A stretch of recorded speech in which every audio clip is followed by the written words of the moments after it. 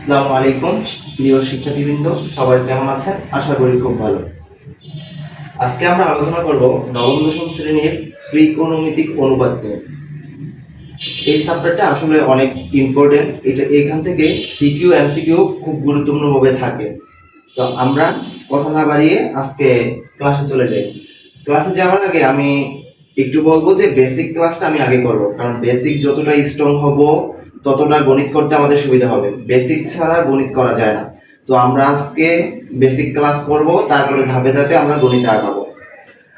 তাহলে আমরা আজকে ত্রিকোণমিতিক অনুপাত করার ক্ষেত্রে সর্বপ্রথম যেই জিনিসটা আমাদের লাগে সেটা হচ্ছে যে সমকোণী ত্রিভুজ। সমকোণী ত্রিভুজ অবশ্যই আমরা জানি কি, যে ত্রিভুজের একটি কোণ, মানে সিম্পলি বলতেছি যে কোণ ত্রিভুজের একটি কোণ সমকোণ, সেটা হচ্ছে সমকোণ। তাহলে আমরা সমকোণী ত্রিভুজটা চিত্রের মাধ্যমে দেখি।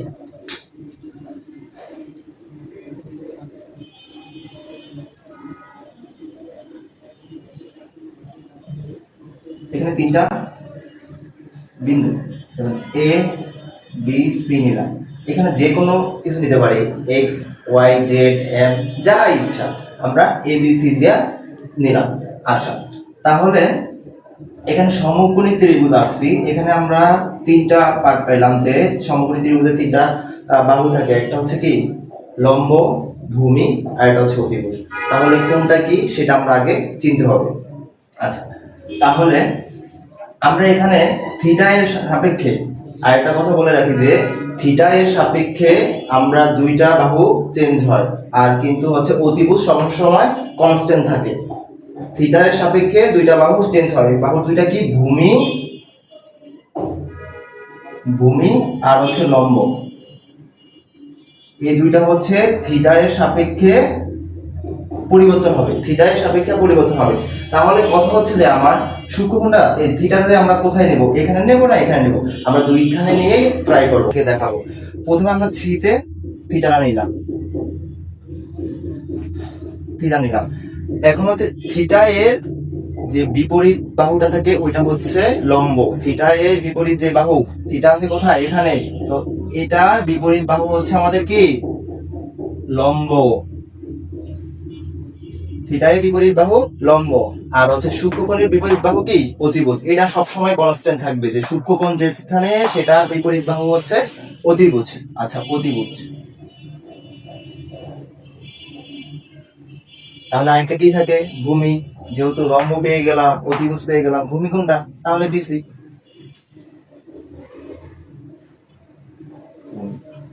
আচ্ছা, এখন আমরা থিটাটা নিলাম কোথায়? সিতে। এবার যদি আমরা এতে নেই তাহলে চিত্রটা কিভাবে আসবে, বা চিত্র সাপেক্ষে আবার লম্ব ভূমি কোথায় যাবে সেটা আমরা এখন দেখব। আচ্ছা, আরেকটা চিত্র আঁকি। এ বি সি সমকোণ। থিটা আমরা সিতে নিছিলাম, এটা কোথায় নিব? এ। থিটা নিলাম। তাহলে থিটা এর বিপরীত কোণকে কি বলে? লম্ব বলে। তাহলে থিটা এর বিপরীত কোণ, বিপরীত বাহু, সরি, থিটা এর বিপরীত বাহুকে লম্ব বলে। তাহলে থিটা এর বিপরীত বাহু কোনটা? বিসি। তাহলে এখন লম্ব কোথায় এসে পড়েছে? নিচে। একটা লম্ব ছিল কোথায়? উপরে, এখন কোথায়? নিচে। তাহলে সমকোণের বিপরীত তো অতিভুজ, এটা সবসময় কনস্ট্যান্ট থাকবে, এটার কোনো চেঞ্জ নাই। তাহলে আরেকটা রয়ে গেছে, লম্ব পাইলাম, অতিভুজ পাইলাম। তাহলে ভূমি কোনটা হবে? তো আমরা এখানে সমকোণটা সমকোণী ত্রিভুজ আঁকছি। সেখানে আমরা হচ্ছে বিখ্যাত গণিতবিদ পিথাগোরাসের একটা সূত্র আছে, ওইটা আমরা দেখে দিই, তাহলে অনেকটা সহজ হয়ে যাবে। পরবর্তীতে অবশ্যই লাগবে, তো এখন দেখেন পিথাগোরাসের সূত্রটা হচ্ছে, সূত্রটা আমরা কি পেলাম? অতিভুজ স্কয়ার ইকুয়াল লম্ব স্কয়ার প্লাস ভূমি স্কয়ার। তো এই সূত্রটা আমাদের পরবর্তীতে ম্যাথ করতে কাজে লাগবে। তাহলে আমরা একটা উদাহরণের মাধ্যমে এটা কাজ করতে পারি, যে উদাহরণের মাধ্যমে আমরা কিভাবে এটার ব্যবহার করব তা দেখাতে পারি। তাহলে আমরা একটা গণিতের মাধ্যমে পিথাগোরাসের ব্যবহারটা শিখে নিই। যেমন একটা ম্যাথ দেওয়া আছে, যে আমরা আগেটা বিন্দু নিই এ বি সি। এই ত্রিভুজের লম্ব যেমন সাপোজ ধরতে পারি যে 4 দেওয়া আছে, ভূমি আছে 5। তাহলে অতিভুজ কত? অতিভুজ কত? তাহলে অতিভুজ কি? সমকোণের বিপরীত বাহুটাই হচ্ছে অতিভুজ। তাহলে অতিভুজ বের করা মানে কি এসি এর মান বের করা। তাহলে এখানে আমরা কি লিখতে পারি যে এ বি ইকুয়াল কত 4 আর হচ্ছে বিসি ইকুয়াল 5। তাহলে আমার কি বের করতে হবে এসি ইকুয়াল হোয়াট। তাহলে এসি হচ্ছে কি আমার অতিভুজ। তাহলে আমরা সূত্র জানি কি অতিভুজ স্কয়ার ইকুয়াল লম্ব স্কয়ার প্লাস ভূমি স্কয়ার। তাহলে অতিভুজ আছে কি আমার এসি। তাহলে এসি তাহলে অতিভুজ স্কয়ার ইকুয়াল কি হবে লম্ব স্কয়ার। লম্ব কি আছে আমার এবি। তাহলে এবি লিখলাম এবি স্কয়ার প্লাস ভূমি স্কয়ার। ভূমি আছে কি বিসি। আচ্ছা বিসি স্কয়ার স্কয়ার। এবি মান আছে কত আমার 4। তাহলে 4 স্কয়ার আর বিসি মান আছে কত 5 স্কয়ার দিলাম। সামনে আগাই 4 এর স্কয়ার গুলো কত 4 4 16। তাহলে 16 লিখলাম প্লাস 5 এর স্কয়ার দিলে 5 5 25। আচ্ছা তাহলে এসি স্কয়ার ইকুয়াল 5 এর 6 কত 11। এক হাতে আছে 1 2 2 আর 1 3 3 আর 1 4।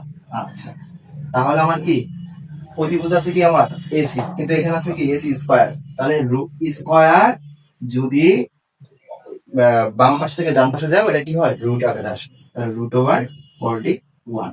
তাহলে আমার এসি মান কি অতিভুজ। তাহলে অতিভুজটা কত হবে রুট ওভার 41। এভাবে আপনারা আরো গণিত করবেন। যেমন অতিভুজ দেওয়া থাকতে পারে তখন কি করবেন অতিভুজ আছে লম্ব আছে ভূমি বের করতে হবে। সেম কাজ যে আপনারা এই সূত্রটা নেবেন, নেওয়ার পর শুধু ঘুরে আপনার যেভাবে কাজ যেটা মান বের করতে হবে। যেমন যদি বলে লম্বের মান বের করো তখন আমি সূত্র কি অতিভুজ স্কয়ার ইকুয়াল লম্ব স্কয়ার প্লাস ভূমি স্কয়ার। আচ্ছা যদি আমার বলে লম্ব স্কয়ার বের করো তাহলে লম্ব কি লম্ব আছে এবি। তাহলে এবিটা না আমরা এক সাইডে নিয়ে আসবো আর বাকিটারে হচ্ছে আমরা এক সাইডে রাখবো। বিসি স্কয়ার এটা এই পাশে আসলে কি হবে প্লাস থাকলে মাইনাস মান বসাইলে আমাদের কাজ হয়ে যাবে। তো এভাবে বাকিগুলো ম্যাথ করবেন।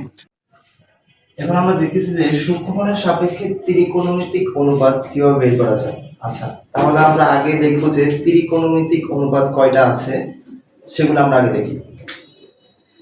ত্রিকোণমিতিক অনুপাত প্রথমটা হচ্ছে প্রথম আছে সাইন, তারপর আছে কস, তারপর আছে টেন, কট,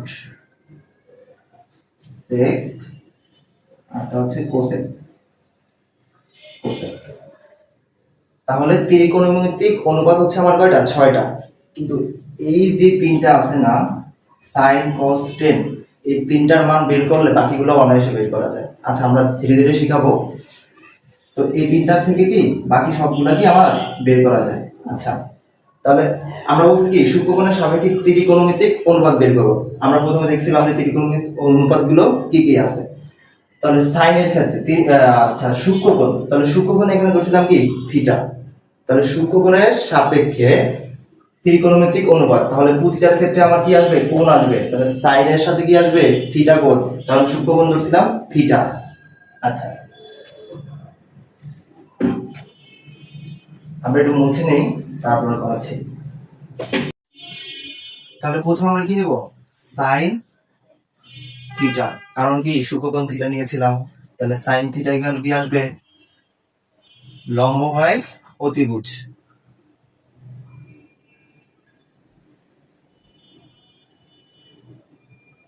আচ্ছা কসের ক্ষেত্রে কস থিটা ইকুয়াল ভূমি বাই হচ্ছে কি অতিভুজ।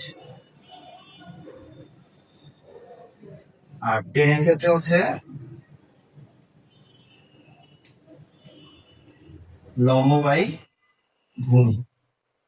আচ্ছা এখন কথা হচ্ছে যে এগুলো মনে রাখার জন্য একটা ছোট টেকনিক আছে, আমরা ওইটা এখন শিখবো।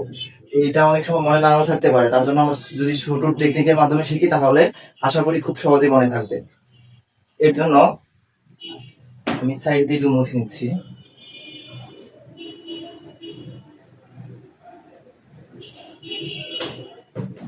এগুলোর জন্য প্রথমে আমরা দেখি যে সাগরে লবণ অতীত, তারপর এটা দেখি কবরে ভূত অতীত, তারপর এটা আছে কি টেরা লম্বা ভূত।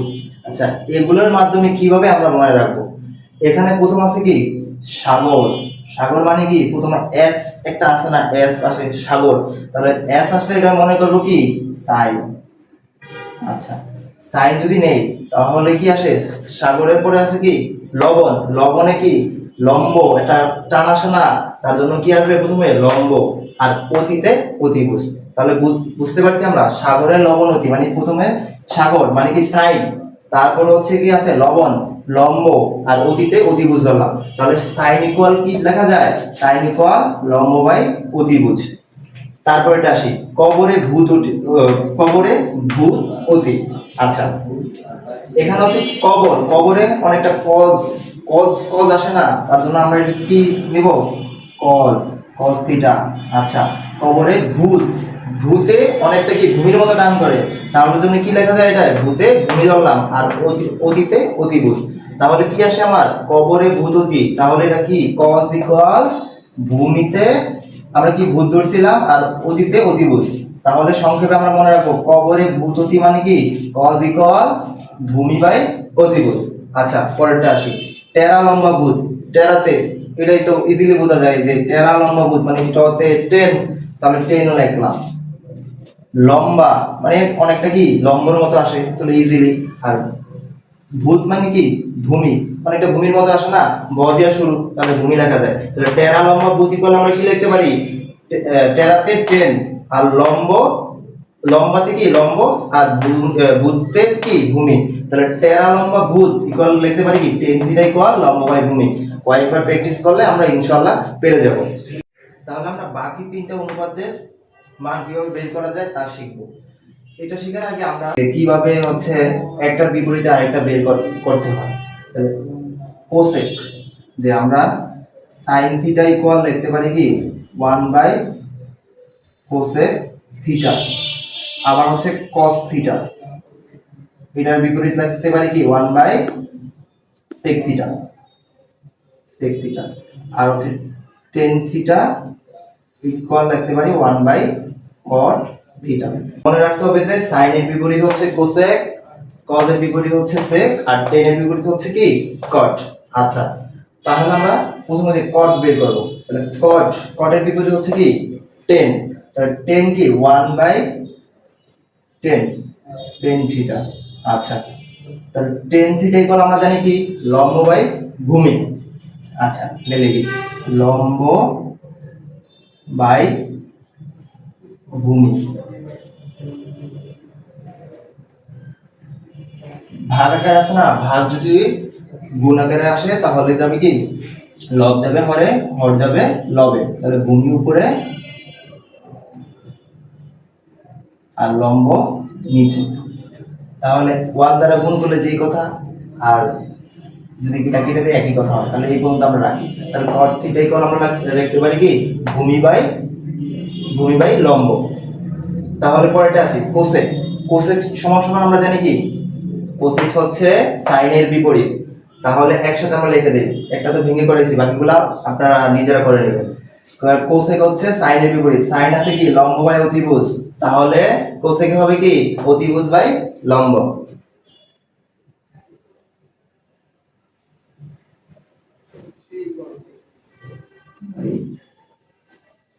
লম্ব।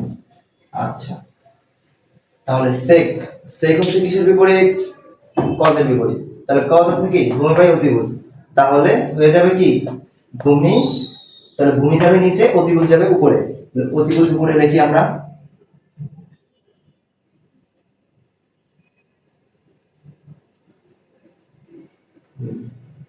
আচ্ছা, তাহলে আমরা কিভাবে sine theta cos theta tan theta মানে 6টা হচ্ছে ত্রিকোণিক অনুপাতের মান বের করতে হয় তা আমরা দেখলাম। তাহলে যদি এখান থেকে গণিত ম্যাথ করতে বলে তাহলে এভাবে করবেন যে চিত্র দেওয়া থাকবে, সাপোজ 1 2 3 সাপোজ দিলাম, এখান থেকে যে সাইন থিটার মান বের করতে, তাহলে সাইন থিটা ইকুয়াল জানি কি লম্ব বাই অতিভুজ, তাহলে সাইন থিটা ইকুয়াল লম্ব বাই অতিভুজ। তাহলে লম্ব আছে কত 1 আর অতিভুজ আছে কত 3, তাহলে cos থিটা ইকুয়াল কি হবে ভূমি বাই অতিভুজ, তাহলে ভূমি আছে কত 2 আর হচ্ছে অতিভুজ 3। আচ্ছা, তাহলে এখান থেকে একটা দেখাই যে কোসেক থিটা। তাহলে কোসেক থিটা ইকুয়াল জানি কি, কোসেক থিটা হচ্ছে সাইনের বিপরীত। তাহলে সাইন হচ্ছে যায় কি ছিল, সাইন ছিল কি লম্ব বাই অতিভুজ, তাহলে কোসেক হবে কি অতিভুজ বাই লম্ব। তাহলে অতিভুজ আছে কত আমার 3 আর লম্ব আছে কত 1। তো এভাবে বাকি ম্যাথগুলা নিজেরা প্র্যাকটিস করবে। হ্যাঁ, সুপ্রিয় শিক্ষার্থীবৃন্দ, এখানে হচ্ছে আপনার লম্ব ভূমি অতিভুজ দেওয়া আছে, যে sine theta cos theta tan theta কিভাবে বের করব, এটা তো আপনাদের সূত্র দেখাইছি। এটা আপনারা নিজে করবেন, বাসায় নিজে নিজে প্র্যাকটিস করবেন। তাহলে আজকে ক্লাস এই পর্যন্ত সমাপ্ত। দেখা হবে পরবর্তী কোনো ক্লাসে। সবাই সুস্থ থাকবেন, ভালো থাকবেন। আল্লাহ হাফেজ।